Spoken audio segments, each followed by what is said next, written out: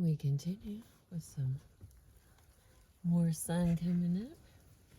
This is Chapter 1, Uncover Your Yes.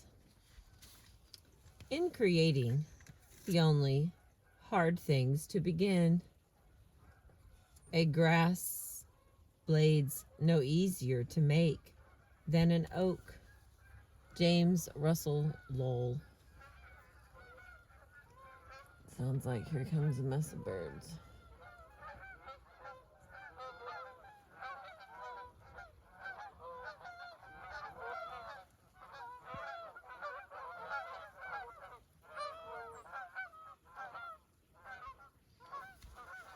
All right. Perhaps the single biggest mistake we make when we say no is to start from no. We derive our no from what we are against, the other's demand or behavior. A positive no calls on us to do the exact opposite and base our no on what we are for. Instead of starting from no, start from yes. Root your no in a deeper yes. A yes to your core interests and to what truly matters. Nowhere did I learn this more clearly than from a relative of mine who suffered from a serious addiction to alcohol that nearly cost him and others their lives in a car accident. He tried many times to give up the habit, but always failed.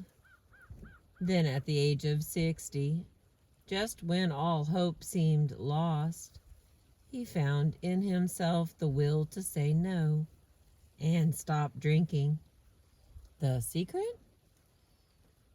When my first grandchild was born, he says, I wanted more than anything to live long enough to see him grow up. It was his birth that motivated me to get treatment and stop drinking. Since then, for over 15 years now, I have not touched a drop. His yes to being present for his grandchild, to be able to play with them and see them grow, motivated his powerful no to alcohol. His story serves to illustrate an everyday paradoxical truth. The power of your no comes directly from the power of your yes. Your yes is the underlying purpose for which you are saying no. The first step in the method is to uncover the yes that lies behind your no. The deeper you go into your core motivation, the more powerful your yes will be, and thus the more powerful your no.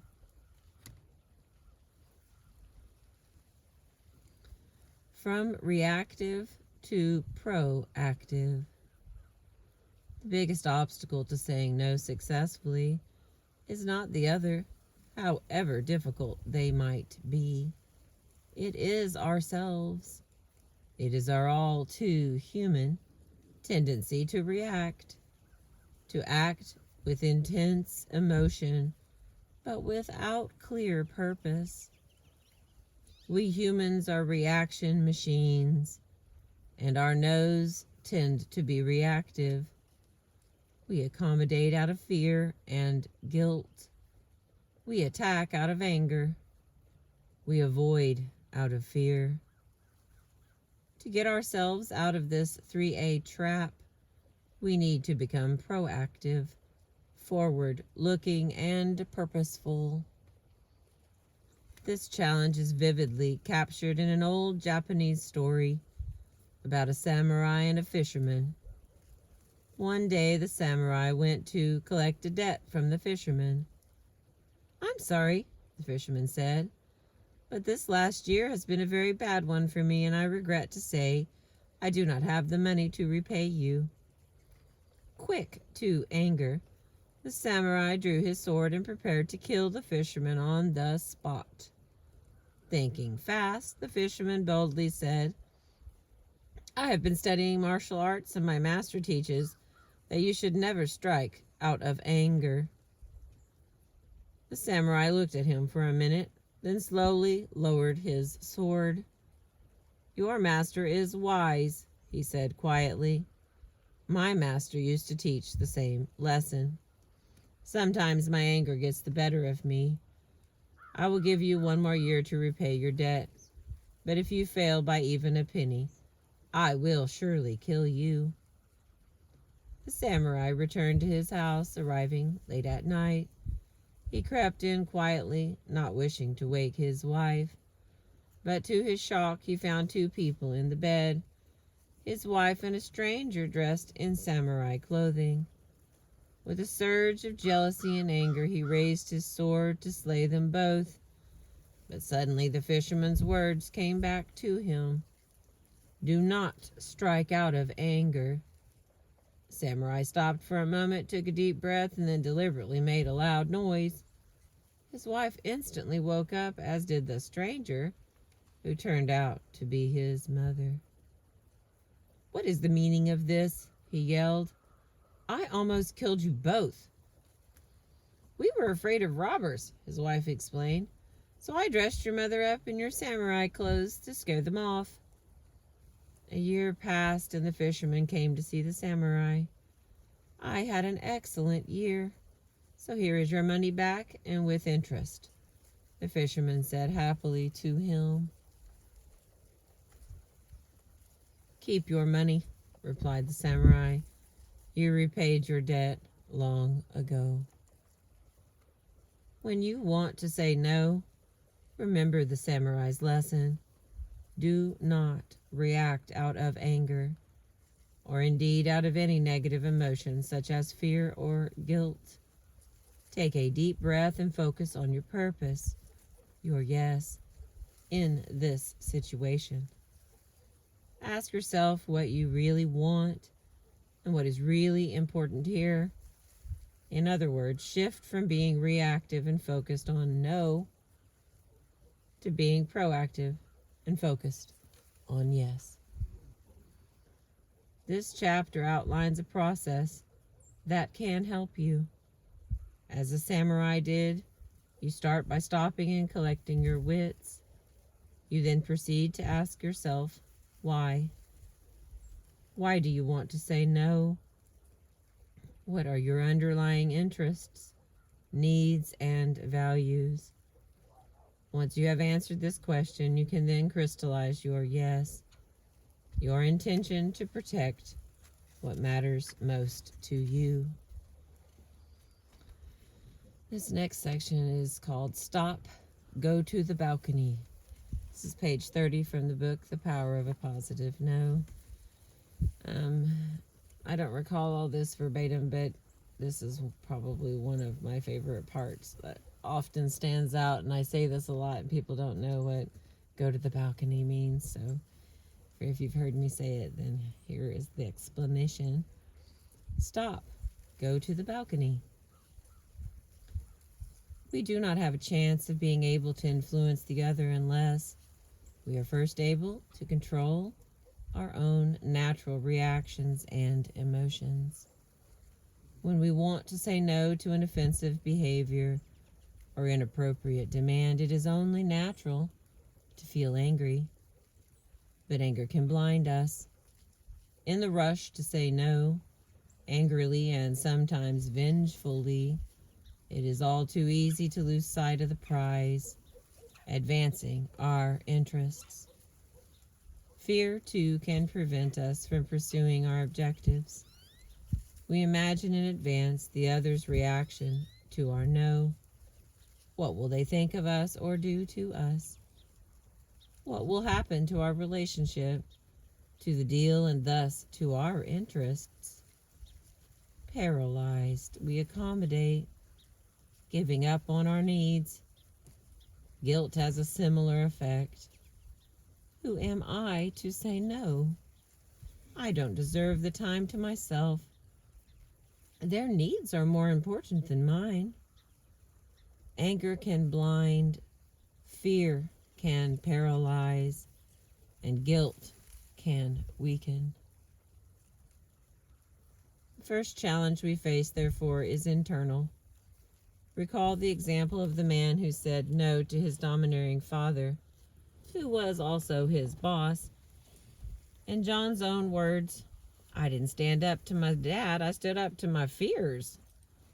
As John recognized, the real obstacle to getting what he wanted was not his father, it was his own fears. All the action was basically over by the time I spoke to him. That is the key point. The real action of standing up for yourself takes place inside you before you say no. This internal action starts with stopping. Stopping is all important because it interrupts your natural reaction. It buys you some time to think and thus allows you to uncover your yes. You may stop for a second, an hour, a day, or however long is required. What matters is to stop and get some perspective on the situation before proceeding with your no. I like to use the metaphor of going to the balcony. The balcony is a detached state of mind you can access anytime you choose. Imagine yourself for a moment as an actor on a stage, about to speak your lines, your no. Now picture yourself up on a balcony overlooking the stage, a place where you can see the scene clearly from afar. The balcony is a place of perspective, calm, and clarity. From a balcony perspective, it is much easier to uncover the yes behind your no. I came to truly appreciate this lesson when I was asked to facilitate a difficult discussion in the mid-1990s between Russian and Chechen leaders about how to end the tragic war in Chechnya. This discussion took place at the Peace Palace in The Hague, in the very same conference room used for the International Tribunal on War Crimes in the former Yugoslavia. The Chechen vice president began his long speech by making a series of vociferous accusations against the Russians, saying they should stay in that room because they themselves would soon be on trial for war crimes. He then turned to me and, looking me right in the eye, began attacking.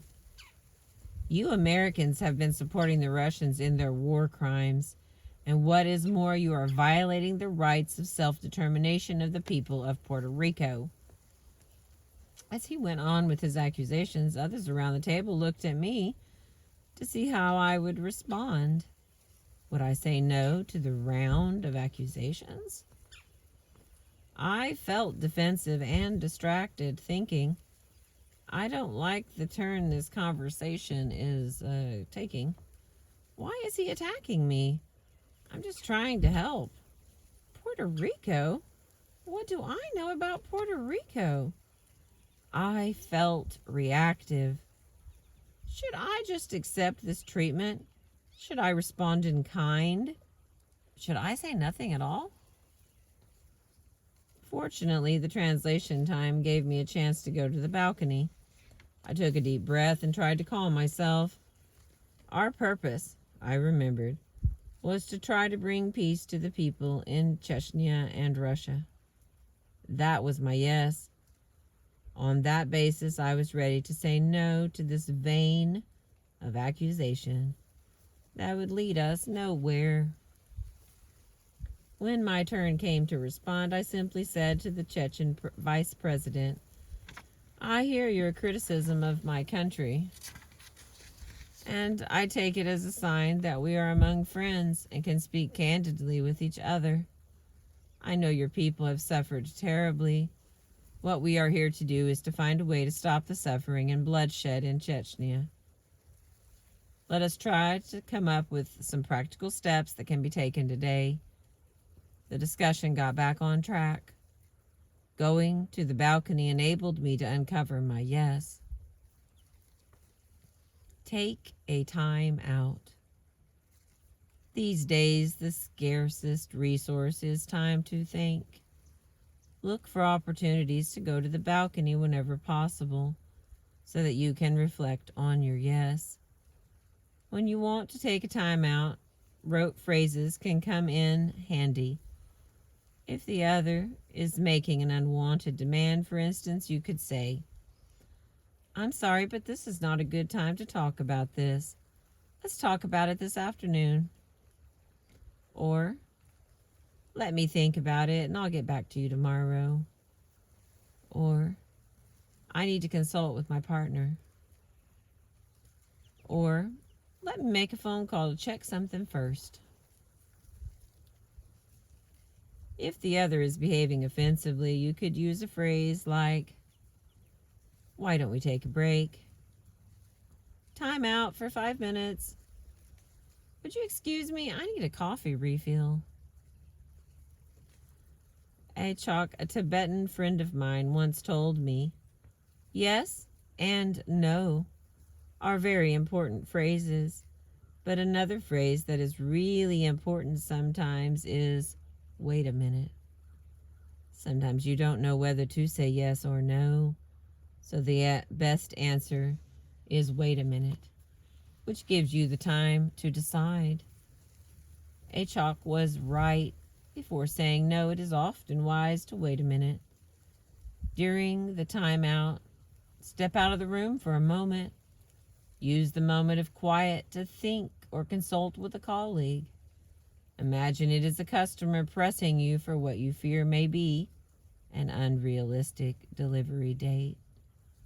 In his presence, you might be inclined to agree, but after talking with your colleague on the phone, you realize this would be a big mistake. Giving yourself a chance to reflect before responding can make all the difference between a reactive yes and a proactive no. If you are feeling angry or fearful, go for a walk or engage in your favorite form of exercise. Getting your muscles working and your heart pumping can help discharge anger and reduce fear. So when you do say no, you can say it from a place of calm and balance. The next part is, we're on page 33. Listen to your emotions. What causes us to react are our negative emotions. Fear and guilt drive us to accommodate or avoid, while anger drives us to attack. Acting out our emotions only gets in the way of our being able to pursue our purpose. Yet suppressing our emotions does not work either. Rather than making our feelings disappear, suppression merely drives them underground, from where they leak out at inopportune moments. Fortunately, there is a third way to deal with our emotions, far less dramatic than acting them out and far less stressful than suppressing them. Become aware of your emotions, and in so doing, take control of them rather than let them take control of you. The most effective way to deal with your negative emotions is not to act them out. It is to hear them out. Consider the example of a friend of mine who was having great difficulties persuading her 3-year-old daughter to go to preschool. Whenever the time would come to go to school, the daughter would throw a fit and make a scene, insisting on staying home. The mother did not know how to say no effectively. Feeling anguished, fearful, guilty, angry, and frustrated all at once, she would seesaw between hard-edged insistence, which is attack, and giving in to her daughter's tantrums, which is to accommodate. One day the mother took a different tack. She took time to prepare her no. talking with a close friend about her feelings. With her friend's help, she was able to trace her anxiety back to her own needs for love and belonging. She came to realize that her anxiety around sending her child to school came from her own childhood feelings of abandonment by her mother. Since she knew that she loved her daughter and that sending her to school was not a form of abandonment, she was able to relax and let go of the anxiety she was feeling. The next day, she simply said no to her daughter's insistence on staying home. "You are going to school today." No hesitation, no edge, just a matter-of-fact announcement. To her surprise, there was no resistance and no scene. Her daughter went to school quietly and willingly. As you trace your emotions back to your underlying needs, a subtle transformation can take place, as it did for my friend. Once you have truly understood the hidden message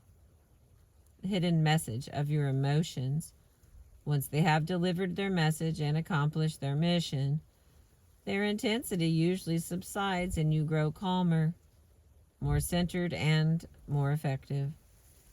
Once you have truly heard out your feelings, you do not need to act them out.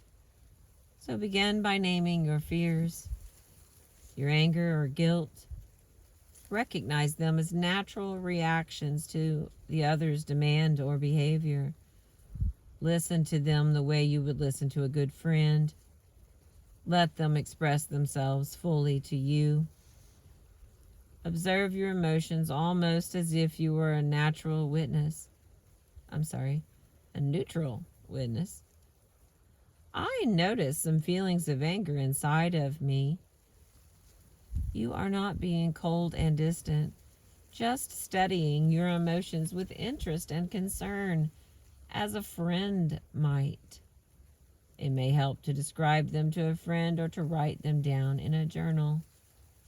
Think of yourself as having or experiencing your emotions rather than being them. Consider the difference between "I am angry" and "I have a feeling of anger inside me." The first identifies you directly as your emotion. It sounds almost as if that is all you are. When you are your emotions, you may naturally be impelled to act them out.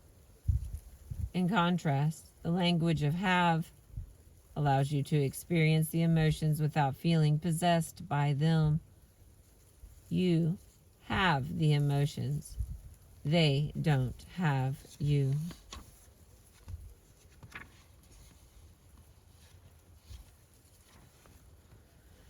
All right, we're going to stop there. I appreciate you listening with me. Thank you very much.